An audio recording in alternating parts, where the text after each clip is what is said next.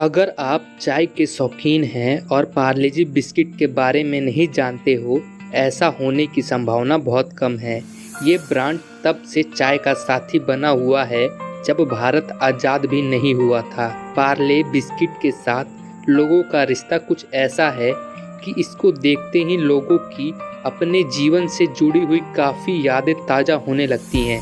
आपको जानकर हैरानी होगी कि ये बिस्किट देश का ऐसा पहला बिस्किट है जो आम भारतीय के लिए बना था।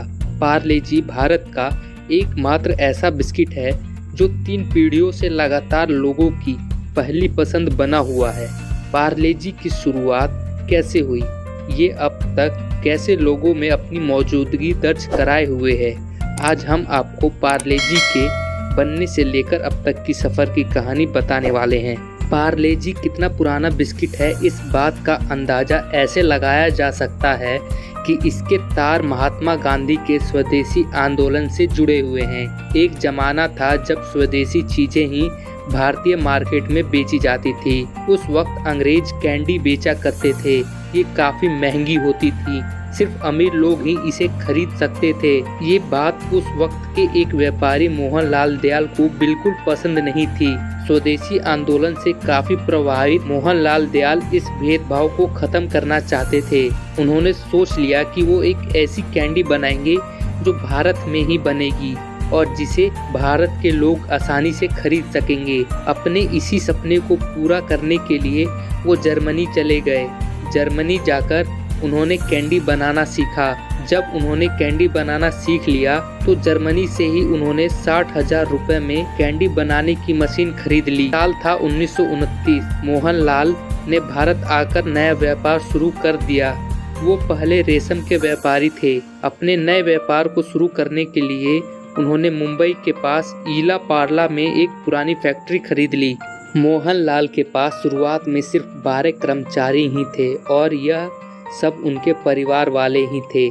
उन सब ने मिलकर दिन रात एक किए और पुरानी सी उस फैक्ट्री को एक नया रूप दिया। उनके साथ काम करने वाले हर एक इंसान ने जमकर मेहनत की।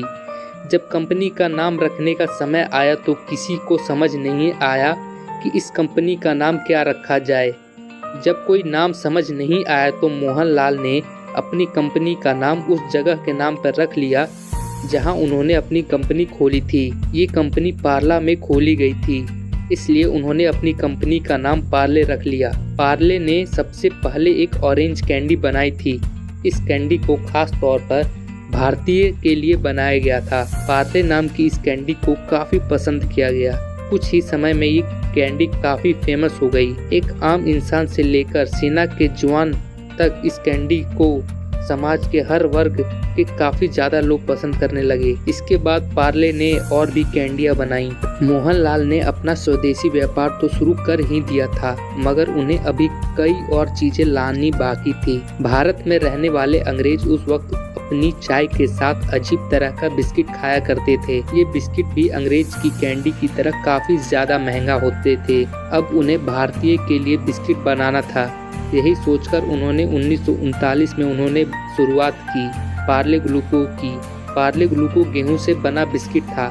उन्होंने इसके दाम भी काफ़ी कम रखे थे। मोहनलाल ने जिस साल इस बिस्किट की शुरुआत की थी उस समय दूसरा विश्व युद्ध चल रहा था। इतिहास में ये बात भी लिखी हुई है कि भारत की तरह से ही सैनिक युद्ध में लड़ने के लिए जाया करते थे। वो अपने साथ पार्ले ग्लूको के बिस्किट साथ लेकर गए थे। उस वक्त इस बिस्किट की मांग इतनी ज़्यादा बढ़ गई थी कि बिस्किट के सामने अंग्रेज के सभी ब्रांड फीके पड़ गए थे। दूसरे विश्व युद्ध में इस बिस्किट की मांग इतनी ज़्यादा बढ़ गई थी कि कुछ समय के लिए कंपनी को अपना प्रोडक्शन बंद करना पड़ गया था। उस वक्त गेहूं की किल्लत थी और कंपनी का सारा गेहूं खत्म हो गया था। पार्ले के सामने संकट ये था कि उन्हें उचित गेहूं नहीं मिल पा रहा था। पार्ले के सामने ये परेशानी देश की आज़ादी के बाद भी बनी रही। उस वक्त देश के लोगों के पास खाने तक के लिए गेहूं की कमी पड़ रही थी।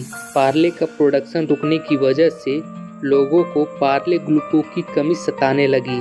कुछ समय के बाद पार्ले की ये दिक्कत दूर हो गई और लोगों को उनका पसंदीदा बिस्किट मिलने लगा। उस वक्त तक तमाम ऐसे ब्रांड आ गए थे जो पार्ले ग्लूकोज की कॉपी किया करते थे।